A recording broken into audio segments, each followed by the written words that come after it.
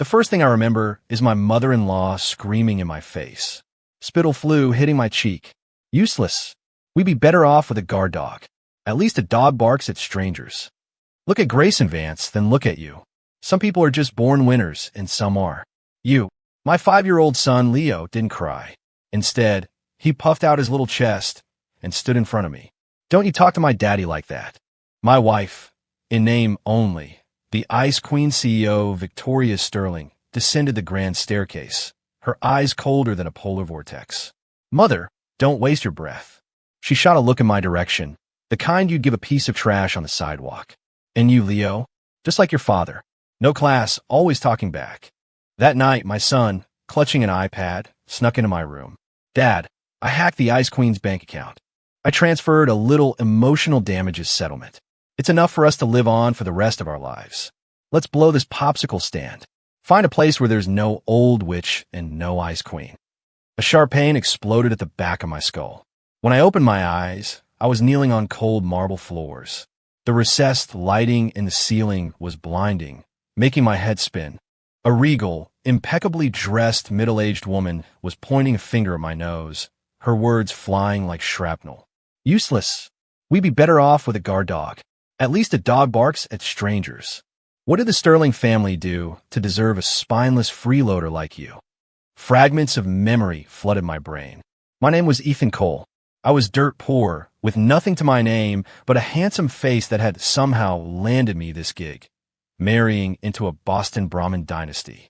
Before I could fully process this new reality, a small figure planted himself in front of me. It was my 5-year-old son, Leo. He stood with his chest puffed out, shouting at the woman, "Don't you talk to my daddy like that."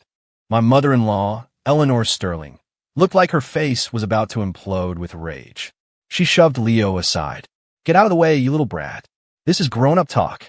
Leo stumbled and fell to the floor. He didn't cry, just bit his lip hard, his defiant eyes locked on me. On instinct, I scrambled over and pulled my trembling son into a tight hug, shielding him with my body. A strange, unfamiliar fire ignited in my gut.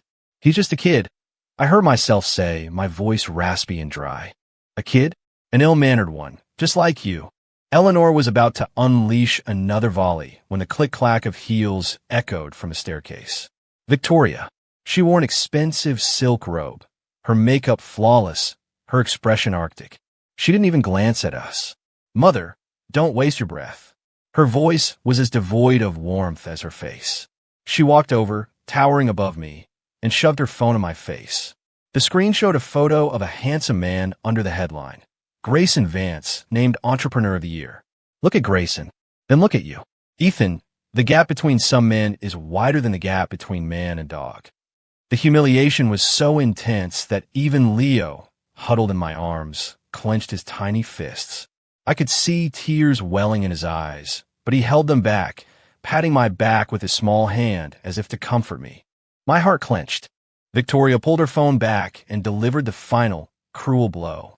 To protect the Sterling family's reputation, I've already enrolled Leo in a full-time boarding school, a military academy.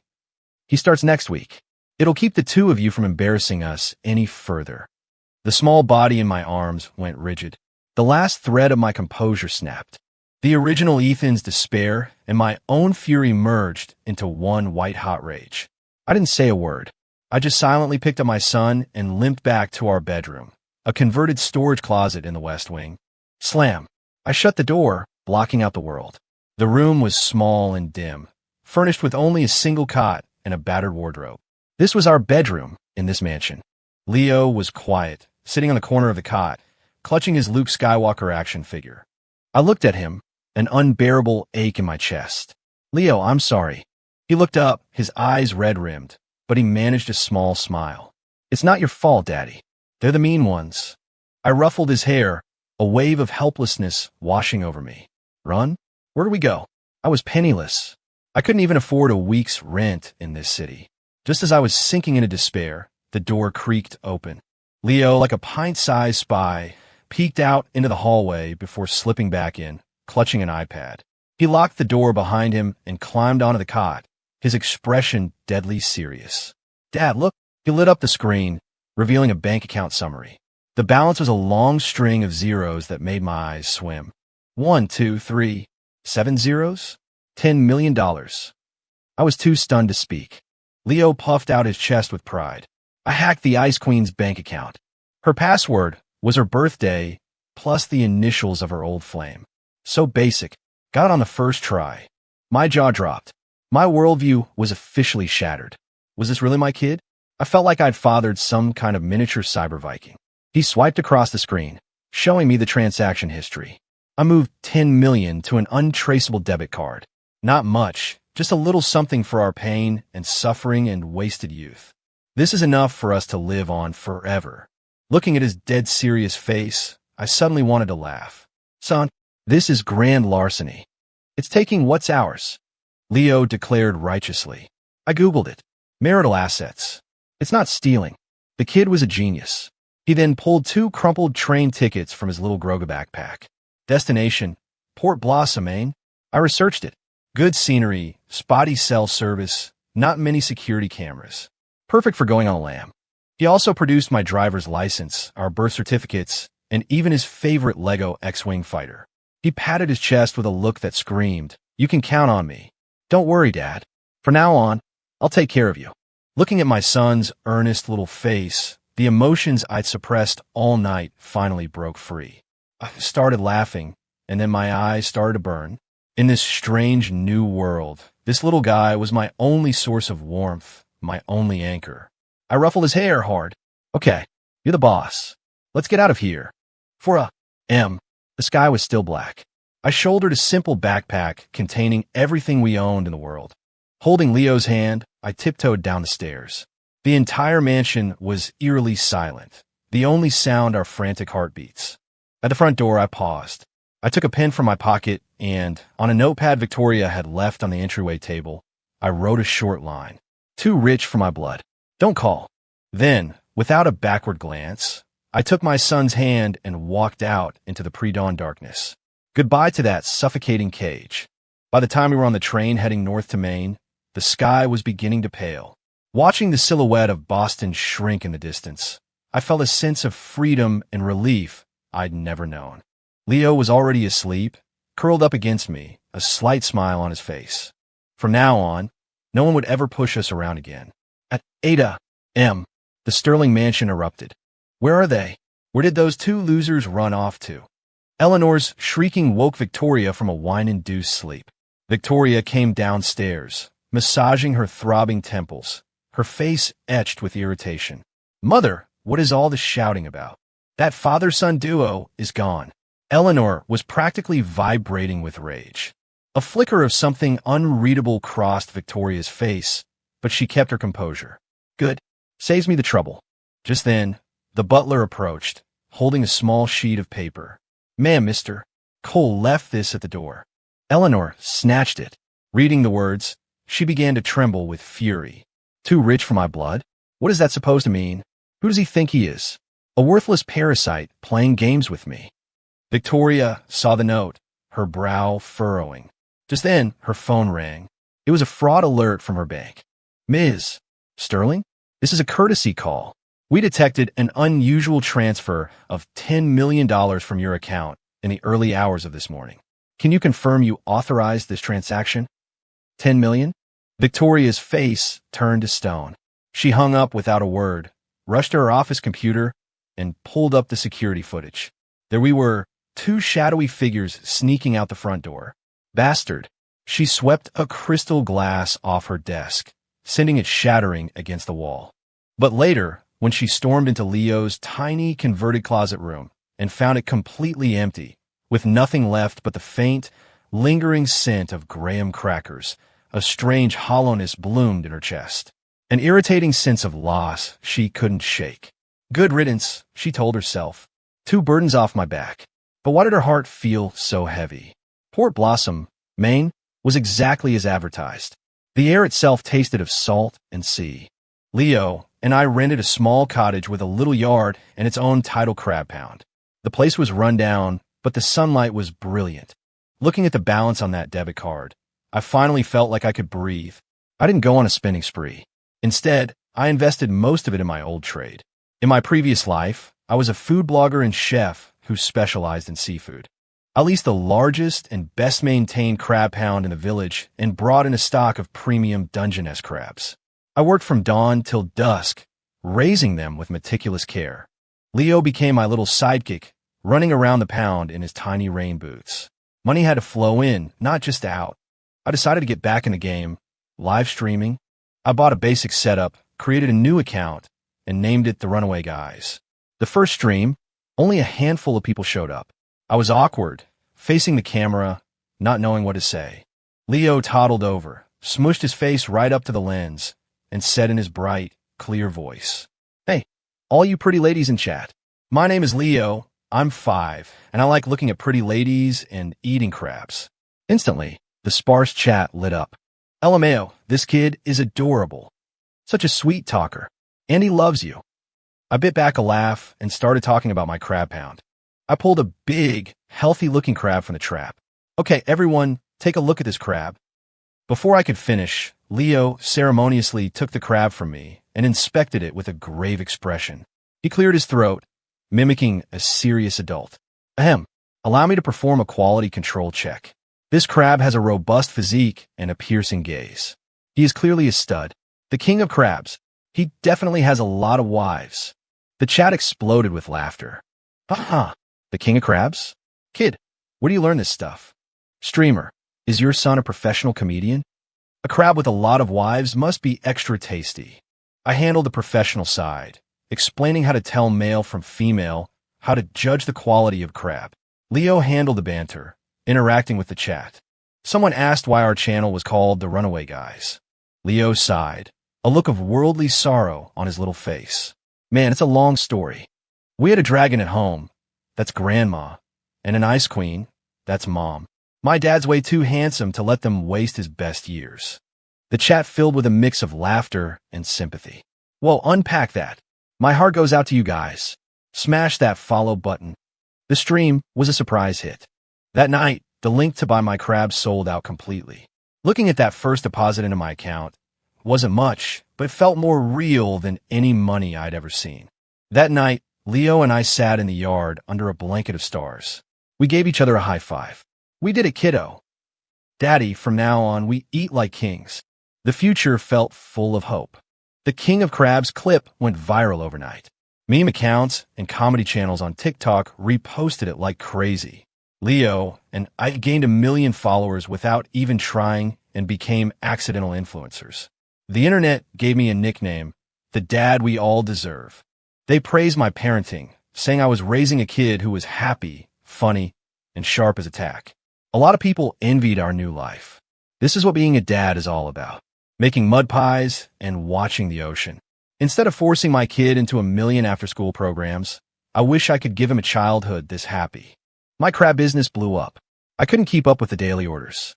With the money, I bought Leo the massive Lego Star Wars Death Star set he'd been dreaming of. I also upgraded my streaming and farming equipment. Life was good.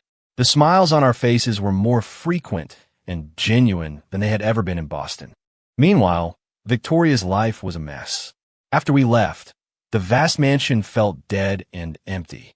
Eleanor called daily to curse our names, and the sound grated on Victoria's nerves. Without me, her full-time butler, her daily routines were thrown into chaos. There was no one to make her warm milk in the morning. When her stress-induced stomach pain flared up at night, there was no one to bring her that cup of honey water, always at the perfect temperature. She was only just realizing how much the man she despised had woven himself into the fabric of her life. One day, after a long meeting at the office, she was numbly scrolling through her phone, trying to decompress. The algorithm, as if reading her mind, pushed a viral video to the top of her feed. The title was Cutest Father-Son Duo on the Internet. Meet the certified king of crabs. On a strange impulse, she clicked it. In the video, I was wearing a simple t-shirt and shorts, my skin tanned a healthy bronze. Leo, covered in mud, was perched on my shoulders, waving a small crab triumphantly. We were both grinning at the camera, a carefree, wholehearted joy she had never, ever seen on my face at home. Victoria froze. Leo's clear voice rang out from the video. "My daddy is the best daddy in the world. He takes me exploring on the beach, and he makes the best crab cakes. The best daddy. Those words stab her right in the heart. She realized, with a sickening jolt, that she, his mother, knew absolutely nothing about her own son. She didn't know he liked crab cakes. She didn't know he loved playing in the mud. As if possessed, she searched for the runaway guys and hit follow. That night, for the first time, she watched our entire live stream. She saw me patiently and professionally answering a barrage of questions for viewers. She saw Leo joking with the aunties in the chat, quick-witted and charming. The man she dismissed as useless was actually incredibly knowledgeable. The boy she called ill-mannered was actually creative and full of life. For the first time in her life, a powerful wave of self-doubt washed over her. Our stream's popularity naturally drew unwanted attention. Eleanor was fuming. She told Grayson Vance all about us, embellishing the story with crocodile tears about how Victoria was wasting away with worry. Grayson Vance, Victoria's one that got away, the man I was always measured against. He probably saw a chance to play the white knight for his damsel and found his way to my stream. That night, I was showing off a new batch of crabs when the chat was suddenly flooded by a user named Vicky S1 and only. 10 massive, screen-filling donations, one after another. The chat went wild. Whoa, whale alert. Vicky S1 and only. Oof, there's a story there. Grayson started typing in the chat, his words dripping with condescension. A grown man playing in the mud instead of building a career. What embarrassment to Vicky. Need money? Just name a price. Don't let people laugh at her. The mood in the chat shifted. Vicky? Is that the streamer's wife? Sounds like the rival has entered the chat. I just looked at the screen and smiled. Before I could respond, Leo, who could read, leaned in close. He looked at the chat and asked me with perfect innocence, Daddy, is that Vicky S one and only guy the one mom calls her old flame? What's an old flame? Is it like a candle? No, wait. I heard someone say an old flame is just a light bulb that burned out. Out of the mouths of babes. The chat lost its collective mind. LMAO. Sick burn. A burned out light bulb. This kid is a legend. R.I.P. to the whale's ego. The Vicky S one and only avatar seemed to dim for a second, as if he'd been physically struck. I turned to the camera and spoke slowly. First, I want to thank Vicky S1 and only for the generous donations. You're a class act. Second, I'm not ashamed to make an honest living with my own two hands. Unlike some people who just run their mouths and like to use other people's names to make themselves feel important. My words were polite, but each one was a stiletto. Grayson was furious. He dropped another 10 max-level donations, his message even more venomous. Try making it without a woman's money. The cash you're spending is still Vicky's, isn't it? Even the regular viewers were getting annoyed. Dude has a serious complex. Classic case of sour grapes. This is pathetic. I held up a large crab to the camera. Sir, I think you're confused. This is how I make my living now. It's all me. You, on the other hand, keep saying Vicky, Vicky, Vicky. Anyone who didn't know better would think you were the one who married into the Sterling family. I paused for effect. Oh, wait. That was me. So, what does that make you? The public execution was complete. Grayson was silenced. In front of tens of thousands of viewers, he logged off in shame. That battle earned me a new title, the Sass Master Dad. Victoria watched the entire thing live. When Grayson showed up using her name, she felt a flicker of vain pride. But what happened next made the blood drain from her face. Grayson's arrogance and pettiness stood in stark contrast to my calm, sharp wit. And Leo's burnt-out light bulb comment made her feel, for the first time, that the man she'd idolized for years was actually kind of tacky. My final question, so, what does that make you? Made her heart stop. The man who had always been meek and subservient in her presence, who wouldn't dare raise his voice, had a side to him that was lethally sharp. Late that night, the stomach cramps started again. The familiar, sharp pain had her curled in a ball on the sofa. The house was empty, filled with nothing but cold, sterile air. In agony, she grabbed her phone, looking for a distraction, and reflexively opened a replay of my stream. On the screen, Leo and I were grilling seafood over a small fire pit, laughing. She watched me expertly shuck an oyster, squeeze lemon over it, and hand it to a drooling Leo. An overwhelming wave of loneliness crashed over her.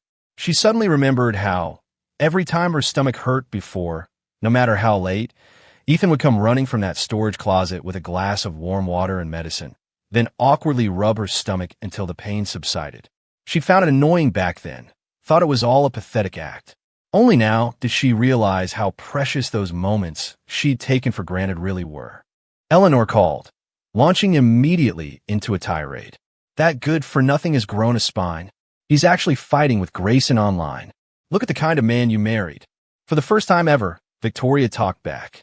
Mother, just stop. She hung up, her mind a tangled mess. After several days of internal conflict, she finally worked up the courage to call me late one night. It was the number from my online shop, the one I use for customer service. The phone rang for a long time before I picked up. Hello, you've reached Port Blossom Crabs, I said, my voice thick with sleep. Victoria's throat tightened. It took her a moment to find her voice. It's me. There was a pause on the other end, followed by a soft, humorless chuckle. Oh, Ms. Sterling, is there something I can help you with? I'm in the middle of packing orders. It's my busy season, Ms. Sterling. That formal address hurt more than any accusation could have. It was the sound of a door closing between us, leaving only the cold distance of a business transaction.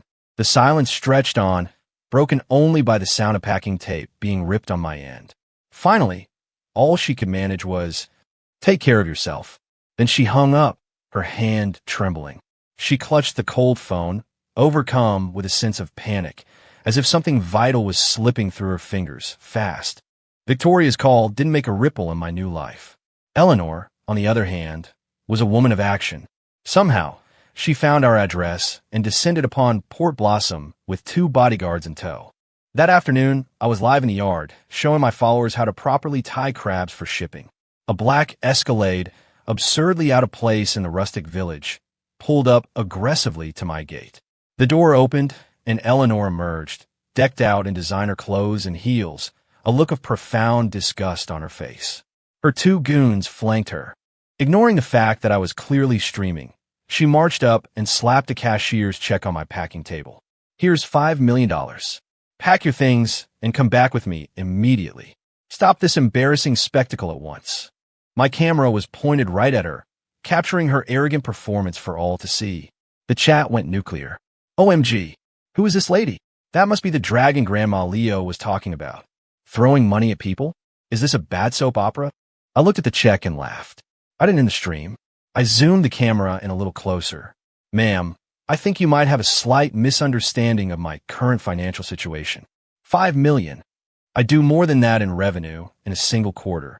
My words dripped with sarcasm. Eleanor's face went from pale to beet red. You're nothing. Where did you get that kind of money? You stole it from Victoria," she shrieked, losing all composure. Just then, Leo ran out of the house. He saw Eleanor and froze, then immediately darted behind me. "Mean Grandma, you're bullying my daddy again. We're not going back. It's 1,000,000 times better here than at your house." My followers in the chat were furious. The screen filled with messages like "Protect Papa Crab and Leo at all costs," and "This old lady is the worst." But the best part was the commotion had attracted the neighbors. Mrs. Gable from next door, old Mr.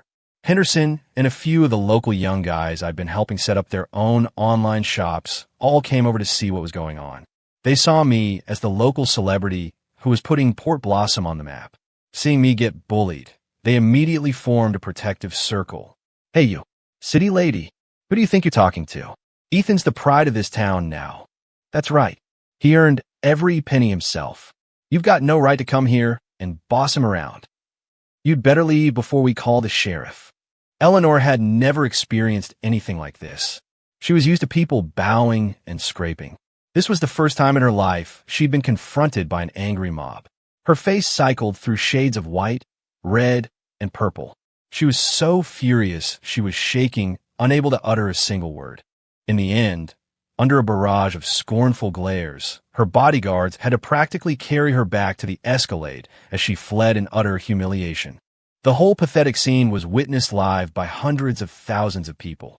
Mother-in-law from hell gets schooled by righteous villagers became another legendary moment in my streaming career. It felt good. Her mother's spectacular failure made Victoria realize the gravity of the situation. Money and threats were useless against the new me. She decided she had to handle it herself. She drove her flashy red Porsche all the way to Port Blossom. In her designer power suit and 4-inch heels, she looked like an alien who had crash-landed in our quiet fishing village. She found me down by the pound, mending a net. The sea breeze whipped her perfect hair into a mess. She looked flustered, but her tone was still commanding. "Ethan, come home. I'm willing to forget what happened." I didn't even look up. "Ms. Sterling, my life is good here. I'm not going back." My coldness threw her off. She took a deep breath, tried to soften her approach. "What about Leo? He can't stay in a place like this. It will ruin his future." There it was again. I stopped my work and finally looked her in the eye. His future is about being a happy kid, not about being a line item on your perfect resume. Just then, Leo, who was making mud castles with some local kids nearby, saw her. He scurried over to me like a frightened rabbit and clung to my leg. He peeked his head out and whispered, "Daddy, the Ice Queen is here. We gotta run." The words Ice Queen carried clearly on the wind to Victoria's ears. The color drained from her face. She forced a smile and held out her hand to Leo. "Leo, come to mommy." Leo shook his head violently, hiding deeper behind me. Using words I'd once told him in jest, he said, loud and clear, "You're not my mommy. My mommy is an angel in heaven. She's really nice. My daddy told me." I hadn't, not really. But damn, that was a surgical strike. Victoria's eyes instantly filled with tears. She had never dreamed her own son would reject her so completely, would even deny her existence. She tried to take a step forward, and her expensive heel sank deep into the soft mud by the water's edge. The pristine leather was instantly ruined. She stumbled, nearly falling, a picture of pathetic chaos. In that moment, all her pride, all her composure, shattered. She broke down. She looked at me, her voice laced with a pleading tone she herself had never heard before. "Ethan, I'm begging you. Can we please start over?" I gave her a long, flat look, then gestured to the crab pound. "Ms. Sterling, it's feeding time. If you'll excuse me." I turned and walked away, leaving her standing alone in the wind, looking like she was about to collapse. The greatest punishment wasn't anger. It was indifference. My crab business grew, and I launched my own brand, King and Sun Crabs. Online sales were booming, and I signed deals to supply several high-end restaurant chains. Inevitably, I started stepping on some big toes, namely Grayson Vance's. His family's corporation had a major stake in the luxury seafood market. My rise was cutting directly into his profits. Soon, my online store received a formal warning from the platform. A flood of complaints had come in, claiming my crabs had quality issues and were contaminated with heavy metals. My store was suspended pending an investigation. I knew it was Grayson's work, a dirty but effective tactic. I didn't panic. First, I sent samples of my product to the most reputable independent testing lab in the country to prove my innocence. Second, I went live and explained the situation to my followers. I didn't name names, but I made my point. Seems our success has been making some people uncomfortable. When you can't compete on quality, I guess you have to resort to playing dirty. My followers were outraged and rallied behind me. Then, something unexpected happened.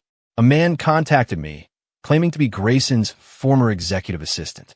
He'd quit because he couldn't stand Grayson's lack of ethics. He sent me a secure, encrypted file. "Mr. Cole, this file contains proof of all the shady stuff Vance has been pulling for years. I heard what he did to you. I hope this helps." I opened the file. The contents were explosive. It not only contained the entire evidence trail of Grayson's smear campaign against me, from fabricated customer accounts to falsified complaints. Even more damning, it included audio recordings and documents proving that years ago, Grayson had stolen sensitive trade secrets from Victoria's company and sold them to her biggest competitor. That act of corporate espionage had caused a major international project at Sterling Industries to fail, costing them hundreds of millions. And all the while, Victoria had still considered him her idol, the big brother she could always trust.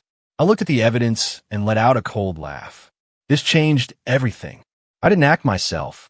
I anonymously leaked the entire package to the nation's most aggressive financial journalists. The next day, the internet exploded.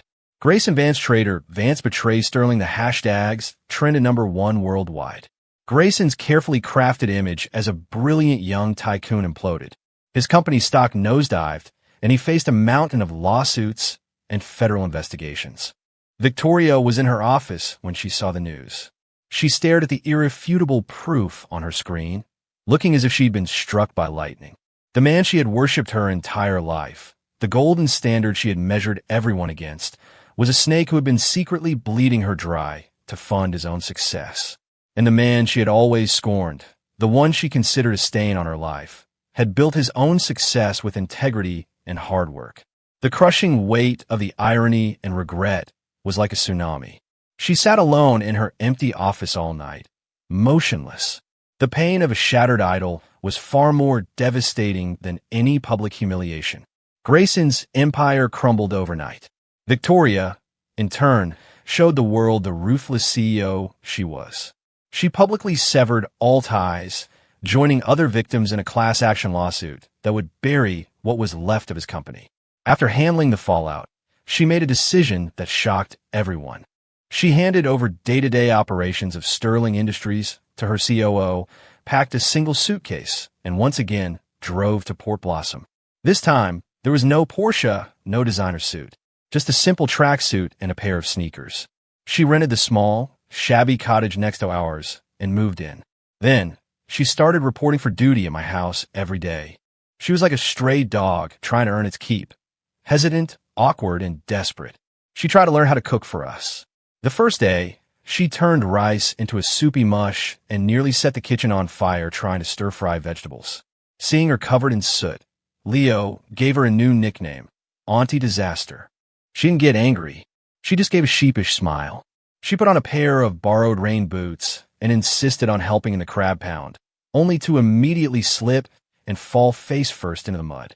The sight of her, dripping with sludge, became the talk of the village for the next month. Leo would laugh at her, but then I'd catch him secretly sneaking a Band-Aid from the house and awkwardly shoving it in her hand. Here, so you don't get a scar. That would be even uglier. Victoria would take the small bandage, and her eyes would well up. She stopped using a commanding tone and started asking, even begging, Ethan, could I have dinner with you guys? I can pay for my share. I didn't say yes, but I didn't say no. I just set an extra place at the table. She lit up like a child on Christmas morning. Then Leo poured cold water on her excitement. Daddy says we can't waste food. Whatever you don't finish, we can feed to the crabs. Victoria's smile froze, but she diligently ate every last grain of rice in her bowl. She started trying to read Leo bedtime stories. As a titan of industry, she was completely out of her depth. She told the story of Snow White like it was a hostile takeover bid, halting and devoid of any charm. Leo would fall asleep out of sheer boredom, but still, she came back every single night. I watched her clumsy attempts to change, my heart a placid lake. All I could think was, if you knew it would come to this, why did you act that way back then? Some wounds can't be healed with a simple, I'm sorry, and a few awkward attempts at kindness. She had a long way to go. A year passed. King and Sun Crabs was now a nationally recognized brand. I had gone from runaway dad to a celebrated entrepreneur, a poster child for revitalizing rural economies. I'd even been featured on the local news a few times. And Victoria had been there for all of it. She transformed from a pampered CEO into a semi-competent fisherwoman. Her skin was darker, her hands were calloused, but her smiles were more frequent and more real. She'd learned to cook a few decent meals, to tell a live crab from a dead one, and could even help me pack and ship orders during the busy season. The villagers all started referring to her as my new wife. She never corrected them, just blushed and smiled. Today was Leo's 6th birthday. Victoria had been busy in the kitchen since dawn. She had baked a lopsided, lumpy cream cake, and on top, she'd drawn a charmingly ugly picture of a stormtrooper with fruit jam. That evening, the three of us gathered around the cake and sang happy birthday. Leo blew out the candles and made a wish. Then, he suddenly ran over to Victoria and opened his arms. Victoria froze. Leo wrapped his arms around her neck and, in a very small but very clear voice, whispered in her ear, Mom. Victoria's body went rigid. Then, she began to tremble uncontrollably. The next second, She was clutching Leo and sobbing, crying like a lost child who had finally found her way home. Watching them, I felt a slight tremor in the deepest, most fortified part of my heart. But my face remained calm. Later that night, after Leo was asleep, Victoria found me. Her eyes were still red and swollen from crying. She stood before me, twisting the hem of her shirt, her gaze a mixture of hope and terror. "Ethan, can you forgive me now?" I didn't answer directly. I pointed toward the crab pound, shimmering under the moonlight. "The crabs this year," I said, "they're healthier, more vibrant than last year's." Her face fell. She thought it was another rejection. I turned back to look at her face, softened by the sea air and the vulnerability in her eyes. A faint smile touched my lips. "The lease on the cottage next door is up soon, isn't it?" She looked confused, not understanding the sudden change of subject. I took a step closer. "I've got a spare room in my house. The rent's steep. It'll cost you a lifetime." I watched her eyes widen slowly, and I asked one word at a time, "You in?"